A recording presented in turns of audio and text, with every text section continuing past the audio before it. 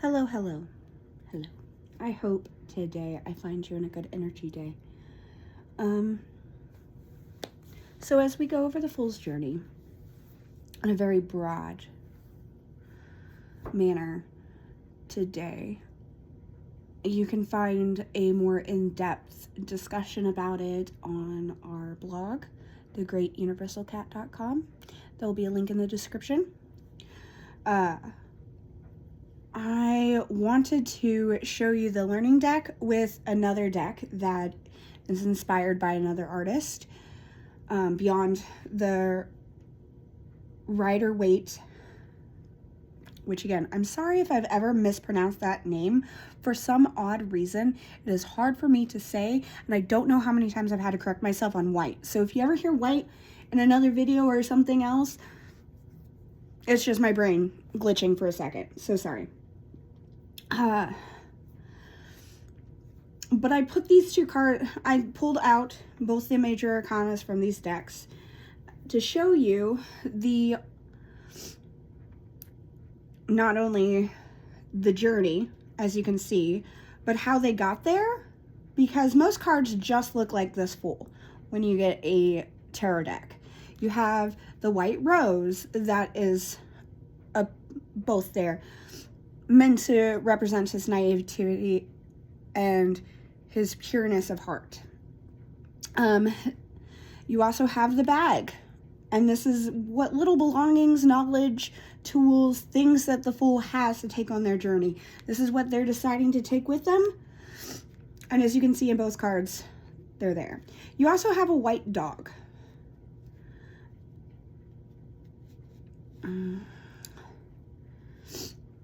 A friend, if you will, in both cards.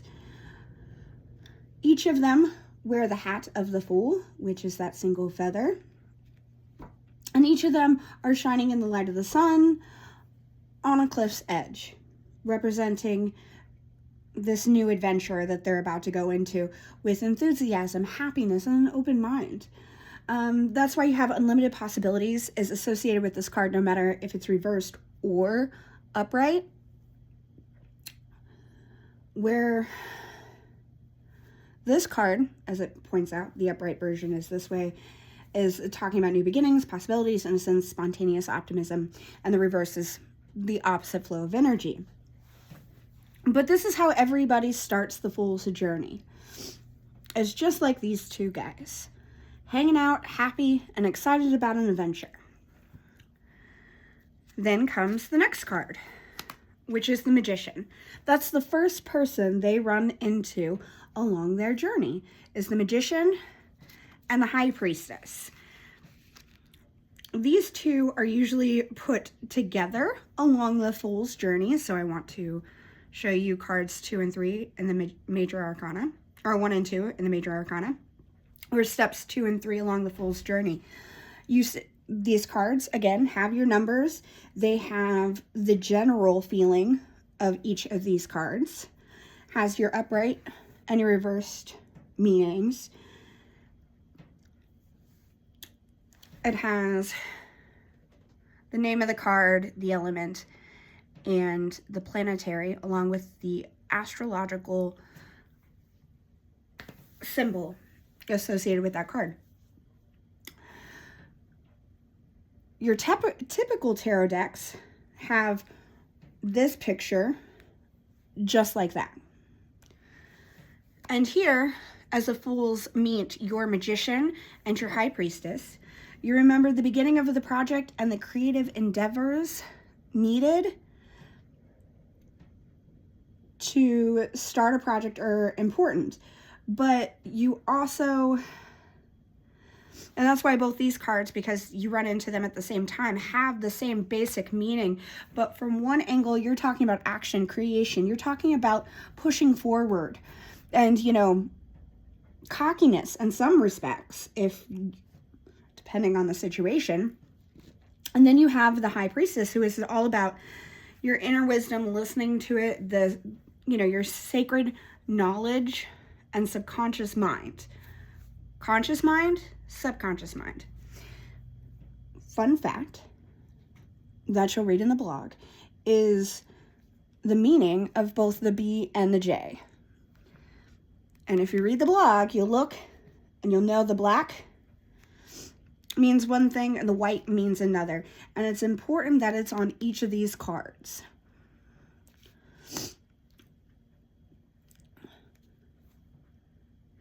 And whereas she wears a cross, our bunny doesn't. But still, the dark and the light are there, present, as the high priestess. And divine feminine energy holds the morals high. Whereas the magician is the one kicking you out the door towards your adventure. He said, here's your tools, get the fuck out. Right? And when you come along the journey, you're going to run into your next set of people. Well, first you run into the Empress, and then you run into the Emperor, which are like the mother and father that you need along this stretch of the journey. The Empress is Mother Nature. She is your mother, you know, the mother energy of caring for another person selflessly. Being willing to sacrifice, willing to push when everybody else has given up to meet the goals that that person wanted. Not what she wanted, but what they wanted. To push them in that direction.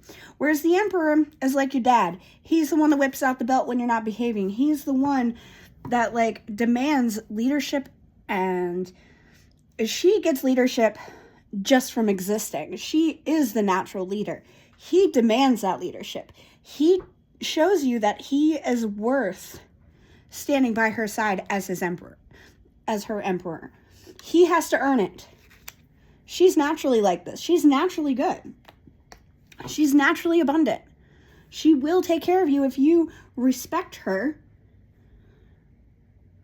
through growth, evolution, and action in your choices.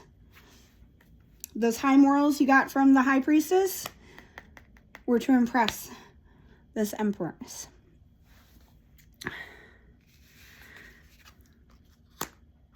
And as these two people come together and teach you your foundations as a person for this journey forward, you run into next the Hierophant.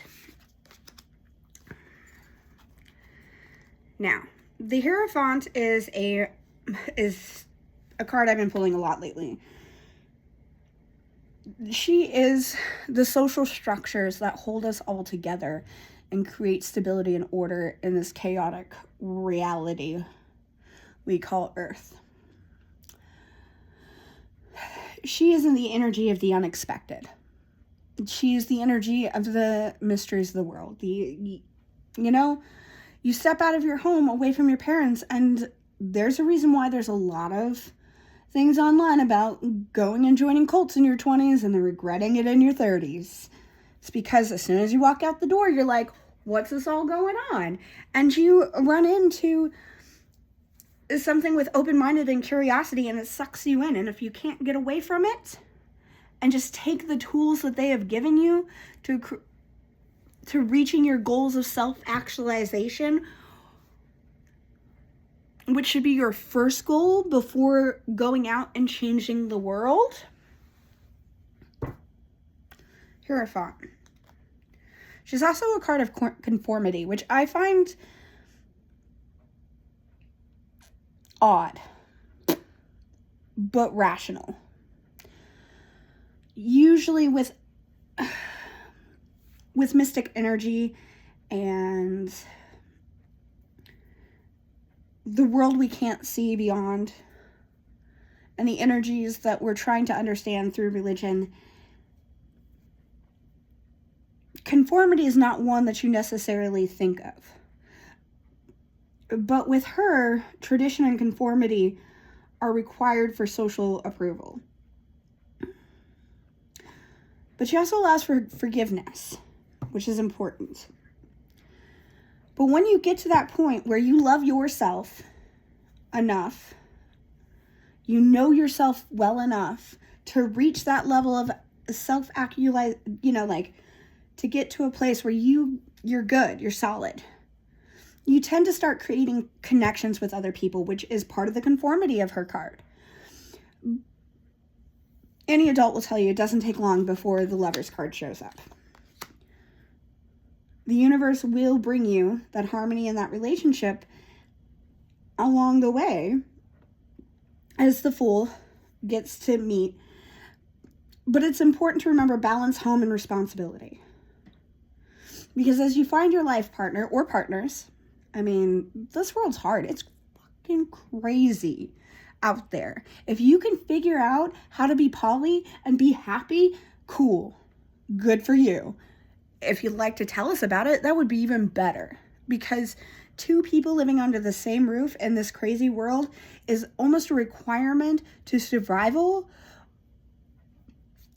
But in order to get to the upright of this card, you have to deal with the reverse of this card, which is too much self-love.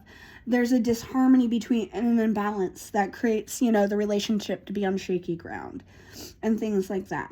If you're not in a good place, see, Gemini, the twins of the zodiac, the lovers, two opposites completing each other to become whole.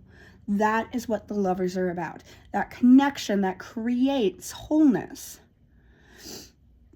is here in the Lovers. But once you have that connection in the world, movement usually comes. And that's where you get the Chariot. I don't know how many of you guys watch old movies, but there's one called Ben-Hur, and there's a chariot race that blows my mind because it was very much real when they were filming it, because they did not have the AI capabilities that we do today with technology and recreating crazy stuff. And it reminds us that people were actually doing this 2,000 years old. 2,000 years ago, chasing each other around coliseums in horse chariots, or horse-carried chariots. I mean, watch the scene and you'll know how dangerous movement can be. But if you manage to hold on to that balance and responsibility, and you keep your goals in eyesight and eye line, the Chariot will carry you along in a nice flow of energy. Because it's all about willpower and control. You have to be strong enough to drive that chariot. You have to be focused enough, have enough willpower to make sure that the horses know this is the way we go, this is what's happening. You have to have enough control to have them follow your will. And trust them to do their jobs too. Again, dark and light, dark and light. It's a repeated theme throughout both these as we struggle between the balance of the ego and the id. Did I say that right? I don't remember.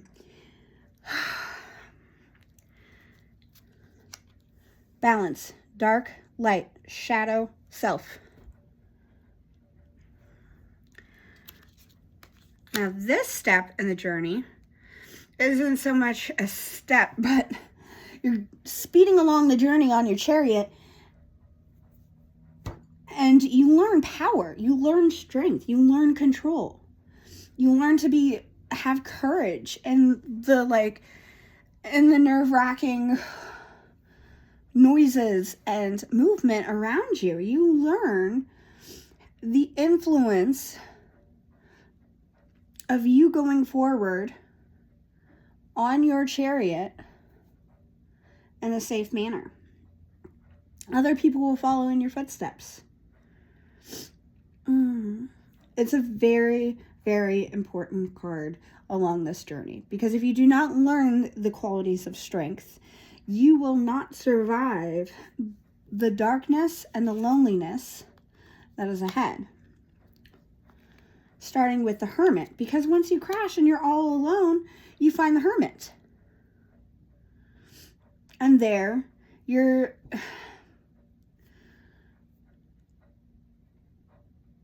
follow him and you learn about introspection and wisdom. You learn about the truth that lies within all of us, and how sometimes when we're alone, we're the farthest from being lonely. Or sometimes when we are so lonely, even a crowd of people, because we lack the tools of connection that others have. The hermit reminds us that those are tools we can develop. Those are tools we can grow. If we're brave enough and we held on to the lessons of the previous cards, like strength, oh my goodness, the lovers, the empress, our mother's wisdom is always important to hold on to. Then, as you walk away from the hermit and his solitude, you find the Wheel of Fortune. Now, the Wheel of Fortune is like the show. You imagine it's just this giant wheel you spin. I almost think this is where they came up with that idea. But you spin this wheel, and sometimes, yeah, you get good luck, you get karma, you get life cycles that throw you light years from where you were. But this is a return to beginning in your spiritual life. This is like, fate is like, hey, let's stop for a second. You guys are like doing some good work. Let's talk. Let's see where you're at. And that's when justice comes along. And as you can see, they both have the scales, they both have the swords, and they both have the crowns. Because this is a bad bitch. Justice is a bad bitch. They'll come, like, when it's operated correctly, not like the U.S. justice system, which is an issue for another video and another whole other aspect of the internet. I have strong beliefs about it that I'm not going to stay here. However, justice, when it comes to the tarot, is like a Libra. You think they're sweet and soft and weak until you piss them off. And I know because my husband's a Libra. They are all about truth and clarity, equality, balance, because you need to figure out these things. You need to be honest with yourself when you're going through this journey and trying to figure out who you are and who you want to be going forward. You need to figure out what injustices have you done and need to amend, and what injustices have been done to you, and how do you take that control back. This is what that card is telling you to do. You get it in the upright. I mean, it's a lot better than the reverse, because as you see, unfairness, lack of accountability, guilt, dishonesty, punishment. Because either if that's happening to you, oh, it might help if I actually pointed it at the camera. There we go. See? Yeah.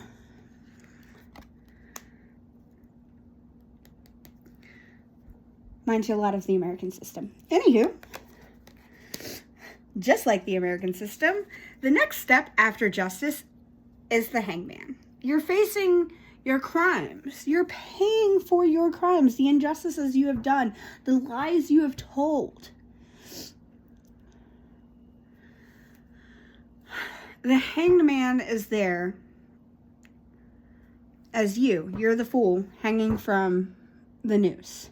Well, in this case, the noose is around your foot, so you can slip out very easily if you haven't tied that noose around your neck.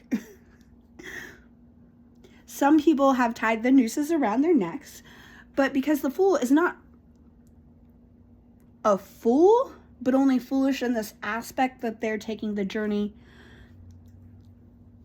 to figure out what knowledge they're missing, they tie it around their foot so they can slip out if need be. They can let go of all of this negativity, this fear that's holding us back. It's a lot of the times when we hurt people and we do harms in the world, it's out of fear, not out of hate. Hate comes from fear. Address the fear, and you can start to address the hatred in the world. And that is what our lovely little hanged bunny or man or fool tells us. And of course, with that becomes death. Some people will say that, you hang yourself. Of course you're going to die.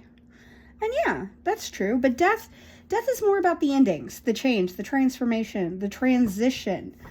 Your end of cycle. Death on the white horse is a biblical reference. You'll see lots of those in these cards because they were written at a time when the Bible had a bigger grip on the world, believe it or not, than it does now. And as you can see, some people are murdered, while death is merciful to others. It's not as clear in this picture because, you have like this priest and this woman and a child, and there's a man dead, and there's like... This right here is a little harder to see, so I'm pointing it out on the bunny, but, they're pretty close in pictures. They have a lot of commonalities that we were talking about. It's important to study them. Also, it's important to study the flags. The white rose.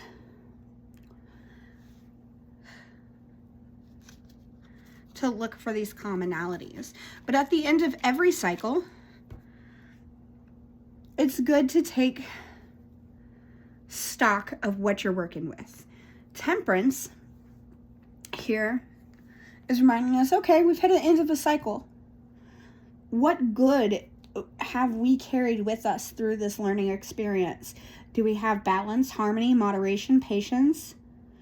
Do we have what it's going to take to survive the changing waters? Again, that's why we have a foot in the water, checking the temperature as we pour water from cup to cup. And we look at the emotions inside to try to find the balance of this world before we continue this journey through the world. Or if you see it, you could come from that direction. That's how I see it. Is you come from the fool along their journey stops here at the water with their temperance after their death. They take stock of their own emotions. They take stock of the temperature of the water around them before they continue their journey down towards the sun. However, that journey down this road doesn't just go from, hey, everything's good and happy and I am in a great place, to sunshine. No. The next card is the devil. Again, the devil is a great representation from Christianity that, whether you believe the devil exists or not is irrelevant. The devil here, and the one represented in these cards, is more about that dark side of humanity, the shadow self. It's talking about how all those things that tempt us into making choices that are bad for us and keep us from reaching our goals in the world and keep us from trapped in cycles of harm. That's what the devil is. That is the sin the devil uses. The tower is you escaping the devil. If the devil's got you in chains, right? Look, the chains of the people, right? Or the bunnies. I love their little ears. Look at them, they're so cute. Even the little devil bunny's cute. Okay, anywho. I love this deck so much. It's my main deck because I love it that much. The tower is, you either need to jump from the tower like these two from the explosion, or you need to start knocking walls down and blow that shit up. Because this is about sudden change. It's about upheaval and chaos and revelation. But that doesn't necessarily mean it's a bad thing. If you do it with intention and direction, it could be a very good thing for you. it's important when you're looking at these cards, you don't actually put an emotional morality on them so much as this is what's going on. What do I do with it? The Tower card, again, reminds us it's time to jump ship. We got to get away from this darkness that's holding us back. And we need to get towards, but we need to go forward. How do we do that? With the light of the stars. Just like it at night when you're running away from a dangerous situation and you're free, you have that hope and that faith that you're going to get there. And when you get to safety, you get to start to breathe for the first time after the chaos and the horrible event that you just escaped that was holding you back. The star is a card of light and spirituality, fortune. Basically, you're rich and a nice, healthy self-actualization, and your connection beyond this world is strong and healthy, and as long as you follow it, you'll be fine. Follow your North Star. Because sometimes the moon, as beautiful as that spirit is, and trust me, I spend a lot of time staring at the moon for funsies. Maybe because, like the moon, I am a Pisces. But, in multiple houses. But the, actually, nope, not my moon. Never mind. The Pisces, the moon, is another card of mystery and dreams. However, a lot of people, if you don't know how to look at the illusion and pull the truth out, or understand your subconscious and your premonitions, you will get lost and you will drown in these waters that you swam across here to get to the other side, to safety. These emotional waters, they're not literal waters. Some people do that. Lots of refugees do that. However, we're talking about metaphorical waters here with our emotions. I do like how they use the lobster on this one. I would have preferred a crab, just as another wink wink to the water elements. But here we are, the lobster getting out of the water with the two little puppers on the moon. And they put these three in here because they're all looking at the moon and they're all lost in this illusion. And you're looking at the illusion going, why is there a lobster there? Is my understanding. I mean, I might be wrong, but I enjoy it. I enjoy that understanding. And just like these guys that are coming out of the water and looking up at the moon, their eyes are glazed a little. And that's when the sun comes in. Because as you rest through the night and you fall asleep into that dream world and there's illusions and you work through all of your anxieties in the dream world, you wake up the next morning to the sun shining above you. And you make the journey on your white horse towards positivity, pleasure, happiness. The sun is the card that says, hey, you made it. You survived. You survived this journey. We're getting somewhere. Let's do this. You know? The sun, of course, is a fire element. I mean, it literally is a giant ball of fire floating above us. Fire and radiation, you know? So, clearly.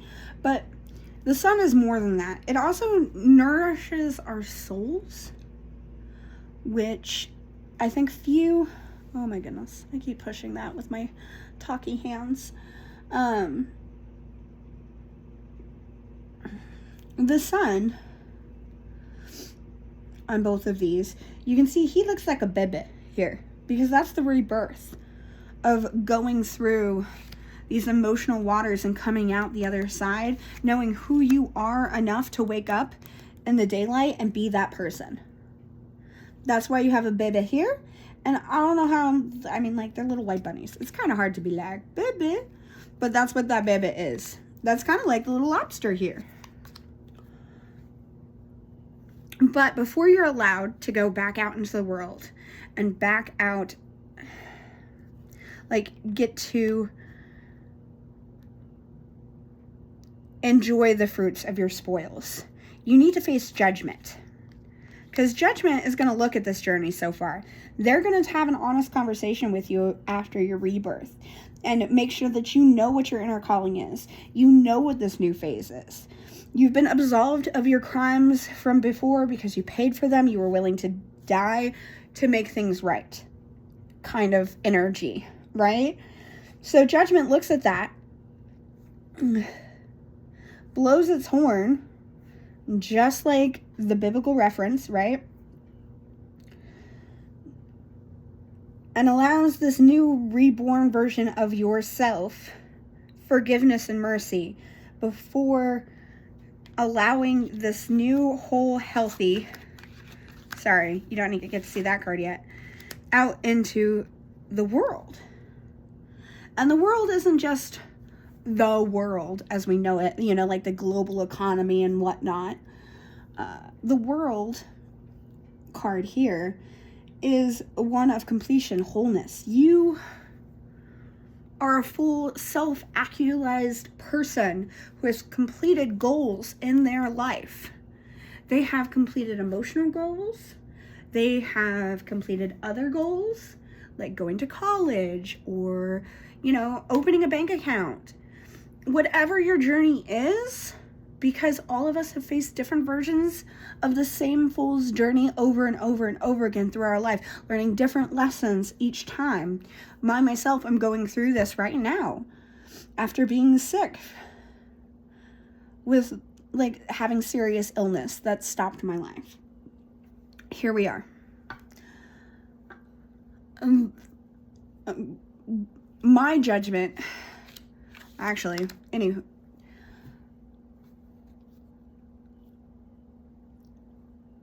Okay, and the completion or the wholeness of the world is you. You are the world. You're part of the world, and unless your part is complete, then the world is not complete. Does that make sense? Like, to have a whole and happy and a healthy world, all of us have to be whole and happy and healthy.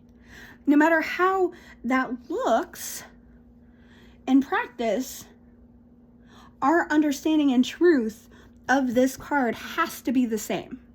And our practices have to be the same. Now, there's one more card, a bonus card here. It's not in every deck. That's why you don't have it here in this deck. But a lot of the artists out in the world have created the happy squirrel. It's a joke card. Read about it on the website. I hope this helped you. Have a good day. I hope you have a great week, because we all need a little hope in this world.